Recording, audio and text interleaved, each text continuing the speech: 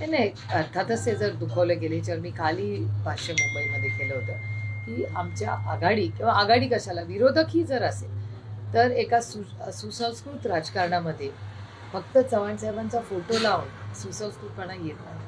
त्याच्यासाठी आपण कृतीही तशी केली पाहिजे.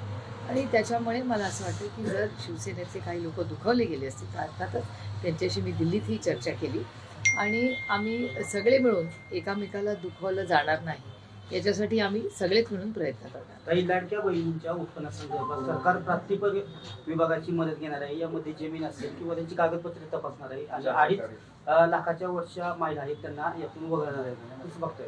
मला खरंच काही आश्चर्य वाटत नाही, कारण का इलेक्शनच्या आधी अनेक वेळा ह्या योजना अतिशय उत्तम आहे आणि आमचं सरकार आलं असतं तर आम्ही 3,000 रुपये देणार होतो आणि यातली एकही महिला आम्ही कमी केली नसती, कारण आम्ही खूप विचार करून फायनान्शियल प्लॅनिंग करूनच आम्ही तो निर्णय कसा घ्यायचा आणि त्याची कशी अंमलबजावणी करायची हे आम्ही आधीच ठरवलं होतं.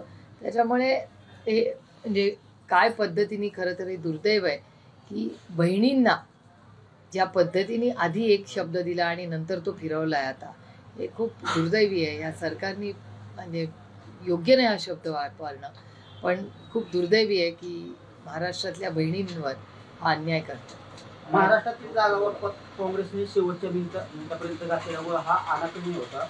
युएनपेक्षा अहंकार आणि फक्त आंबीच्या वृत्तीमुळे पराभव असं सामनामधून आलेले का टीका करण्यात आली? ठीक आहे, लोकशाही आहे. लोकशाहीमध्ये एका सशक्त लोकशाहीमध्ये प्रत्येकाला मन मोकळं करायचा अधिकार आहे आणि पत्रकारिता अशीच असली पाहिजे, ती पारदर्शकच असली पाहिजे. आमच्यावरही अनेक वेळा अनेक वर्तमानपत्रातून टीका होतात, पण एका सशक्त लोकशाहीमध्ये असं झालंच पाहिजे. माझा आग्रह आहे की कुठल्याही लोकशाहीमध्ये एकामेकावर धोरणांबद्दल टीका करणं त्याच्यात काही गैर नाही. केंद्राचा अर्थसंकल्प सादर झाला, आता महाराष्ट्राचा देखील अर्थसंकल्प सादर होणार आहे.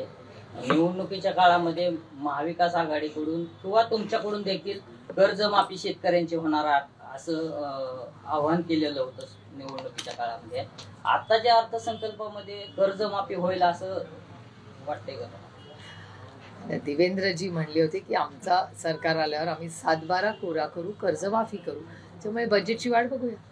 महायुतीत कोल्डवार आहे अशी विरोधकांकडून टीका केली जाते, परंतु हे धांदात खोटे असं उपमुख्यमंत्री अजित पवार म्हणतात. आता बातम्या तुम्हीच करता, त्याच्यामुळे माझ्यापेक्षा तुम्हाला जास्त माहिती असेल.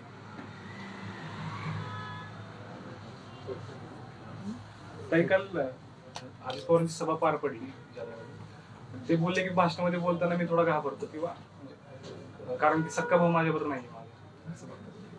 मला नाही माहिती, मी स्टेटमेंटच ऐकलं नाही, त्याच्यामुळे मला माहिती नाही काय बोलतो.